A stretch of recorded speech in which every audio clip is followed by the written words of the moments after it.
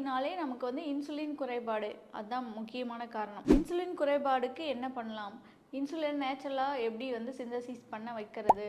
Pancreatic cells, பேங்க்ரியாஸில் இருக்கக்கூடிய islets of லாங்கர்ஹான்ஸுங்கிற செல் தான் இந்த இன்சுலினை வந்து நமக்கு சுரக்கும். ஸோ இது டீஜென்ரேட் ஆகிறதுனால நமக்கு இன்சுலின் சுரப்பு குறையுது. அதனால் நம்ம எக்ஸ்டர்னலாக வந்துட்டு இன்சுலினை எடுத்துக்கிறோம். ஸோ இந்த செல்ஸை நம்ம ரீஜென்ரேட்டிவ், அதாவது செல்களை புதுப்பிக்கிறது எப்படி அப்படின்னு பார்த்திங்கன்னா, ஃபஸ்ட்டு விஷயம், இந்த செல்ஸை வந்து டீஜென்ரேட்டிவ் பண்ணுறதுக்கு முக்கியமான காரணம் அப்படின்னா நம்மளோட நிறைய அதிகப்படியான ஆன்டிபயோட்டிக்ஸ் ஒரு காரணம், ஸ்ட்ரெஸ் லெவல் ஒரு காரணம், ஏஜ் இதெல்லாம் ஒரு காரணம். அதை ஃபஸ்ட்டு வந்து நம்ம மேனிஃபெஸ்டேஷன் பண்ணிக்கணும். நெக்ஸ்ட்டு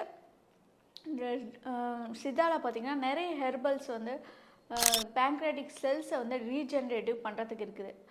இந்த பீட்டா செல்ஸ் மட்டும் இல்லை, பேங்க்ரியாஸில் வந்து நிறைய டைப்ஸ் ஆஃப் செல்ஸ் இருக்குது. அதில் ஆல்ஃபா செல்ஸ்லாம் கூட இருக்குது. பட் ஆல்ஃபா செல்ஸ் கூட பீட்டா செல்ஸாக சேஞ்ச் ஆகிற அளவுக்கு கூட நம்ம பாடியிலே நிறைய ப்ராசஸ் வந்து நடந்துட்டு தான் இருக்கும்.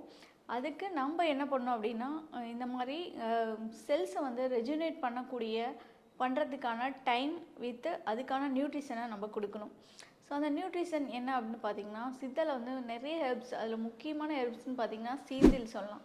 சீந்தில், ஆவாரை, நிலவேம்பு, இந்த ஹெர்ப்ஸ்லாம் பார்த்திங்கன்னா பேங்க்ரியாட்டிக் செல்ஸை ரெஜுனேட் பண்ணக்கூடியது, நேச்சுரலாகவே இன்சுலினை வந்து சிக்ரீட் பண்ணக்கூடியது.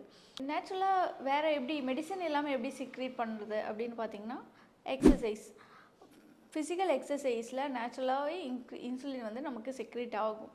ஸோ எந்த மாதிரியான எக்ஸசைஸ் பண்ணலாம் அப்படின்னா, நல்ல ஸ்வெட்டிங் ஆகிற மாதிரி ஏரோபிக் எக்ஸசைஸ் பண்ணணும். அது வாக்கிங்காக இருக்கலாம் அல்லது யோகா வந்து ரொம்ப பெஸ்ட்டாக இருக்கும்.